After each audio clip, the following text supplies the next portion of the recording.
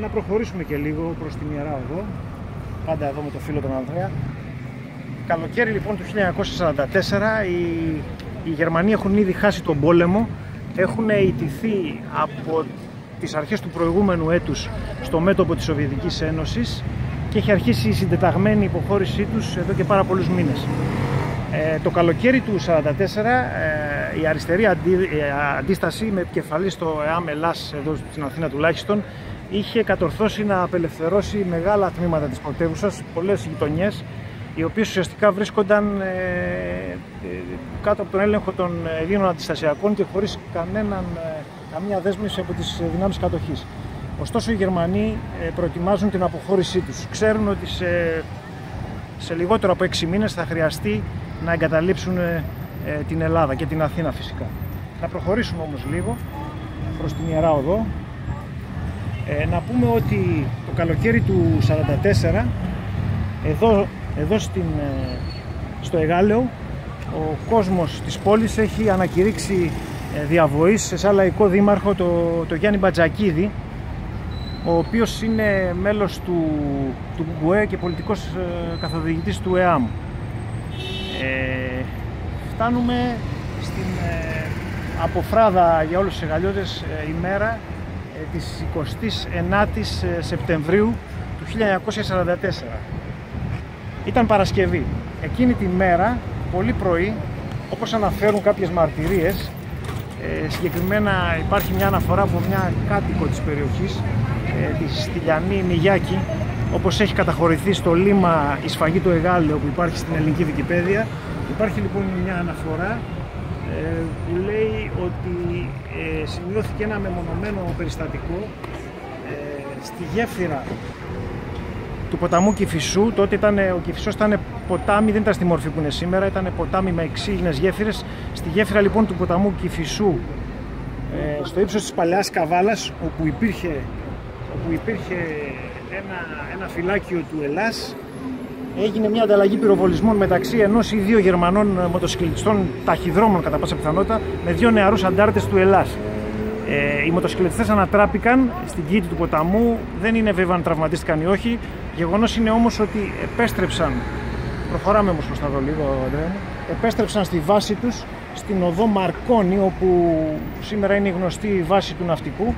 Εκεί λοιπόν ήταν στρατοπεδευμένη μια ισχυρή γερμανική στρατιωτική μονάδα, ανάφεραν το περιστατικό και τότε η γερμανική διοίκηση αποφάσισε την ενέργεια που σχεδίαζε από καιρό να εκαθαρίσει την περιοχή του Εγάλεο και την οδό διαφυγής των στρατευμάτων τους μέσω της Ιεράς Οδού. Αυτό γιατί η δεύτερη οδός διαφυγής που ήταν μέσω της Πάρνηθας είχε αποκλειστεί λόγω της κατάληψής της από τις δυνάμεις του Ελλάς.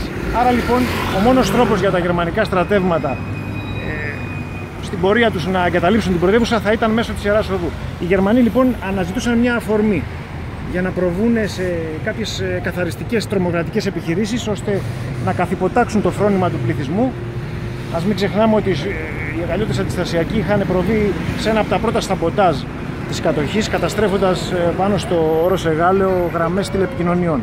Θέλησαν λοιπόν οι Γερμανοί εκείνη τη μέρα να προβούν σε αυτή τη μαζική σφαγή προκειμένου να τρομοκρατήσουν τον πληθυσμό και να εξασφαλίσουν την απρόσκοπτη αποχώρησή τους, που δεν θα αργούσε, όπως και πραγματοποιήθηκε 2 εβδομάδες αργότερα.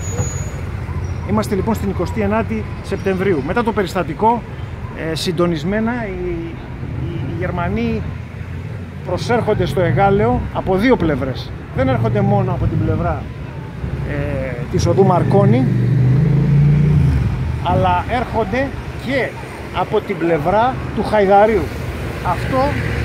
Αυτό μπορεί να αποδειχθεί με μια έκθεση της τοπικής χωροφυλακής, όπου ο αξιωματικός χωροφυλακής αναποστρατείας Στυλιανός Δρίτσας αναφέρει ότι διετάχθη παρά το Δαφνί στρατοπεδευμένη γερμανική στρατιωτική μονάδα καταστροφών ή να προβεί σκληρά αντίπεινα. Η μαρτυρία αυτή επιβεβαιώνεται από την επιστολή που απέστειλε προς την τοπική εφημερίδα Περιφερειακός Τύπος του Δημητρίου Οικονομίδη στο φύλλο 223 18 Οκτωβρίου του 1975, ο αξιωματικός χωροφυλακής αναποστρατεία που αναφέραμε.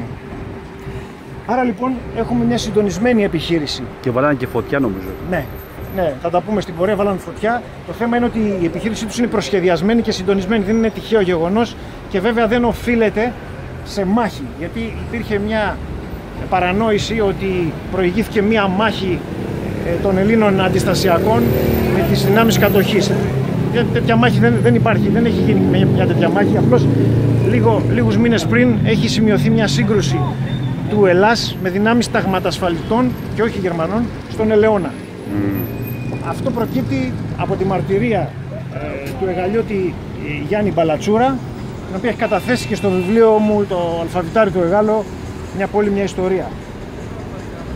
Ο Γιάννης Μπαλατσούρας έχει ασχοληθεί επί σειρά ετών με το θέμα της σφαγής του Εγάλεο. Ήταν μέλος και διατελέσει μέλος της Επιτροπής των Ελλήνων κατοίκων που ασχολούνται και διεκδικούν τις γερμανικές αποζημιώσεις, και οι έρευνές του βρίσκονται σε υψηλό σημείο.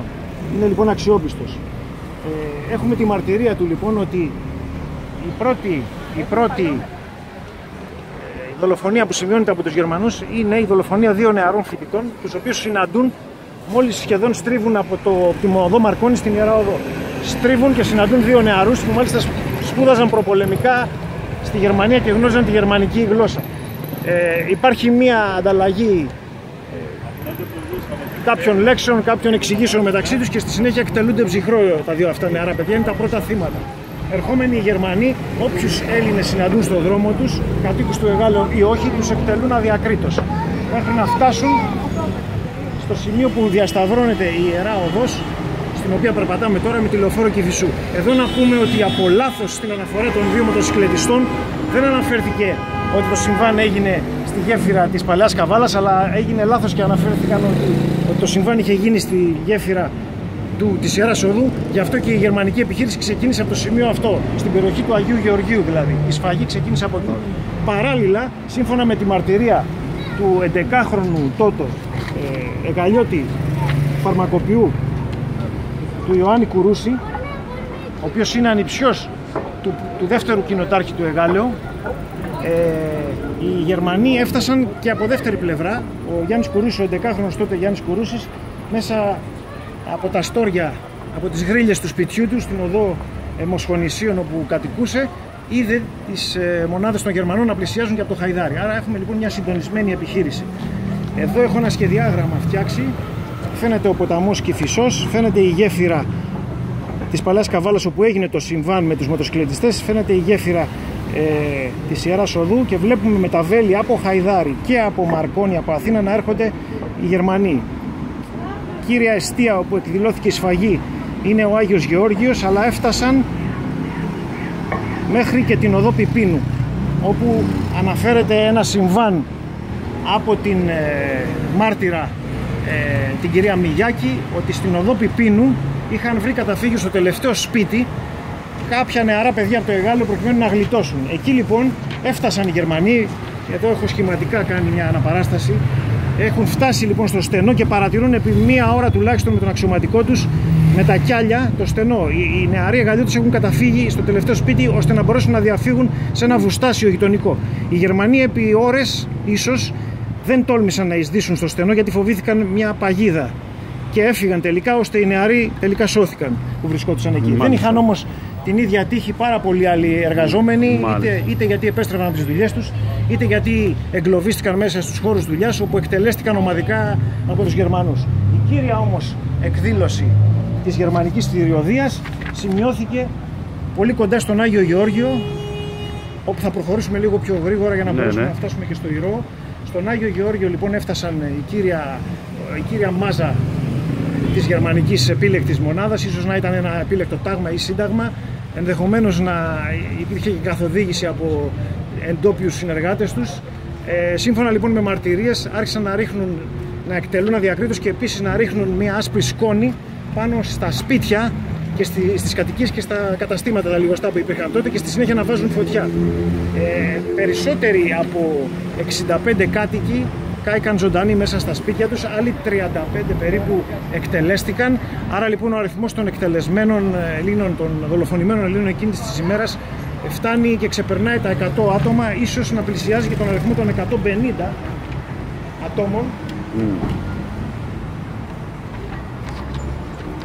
Όπως μαρτυρεί και ένα πρωτοσέλιδο της εφημερίδας Ελευθερία της 2 Οκτωβρίου του 1944.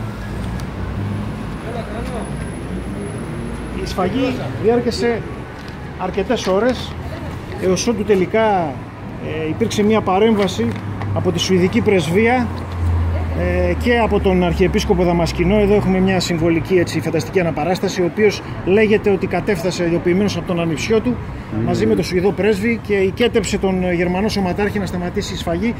Σύμφωνα με άλλους, σήκωσε το σταυρό ψηλά και είπε: φτάνει πια, έλεος. Ναι.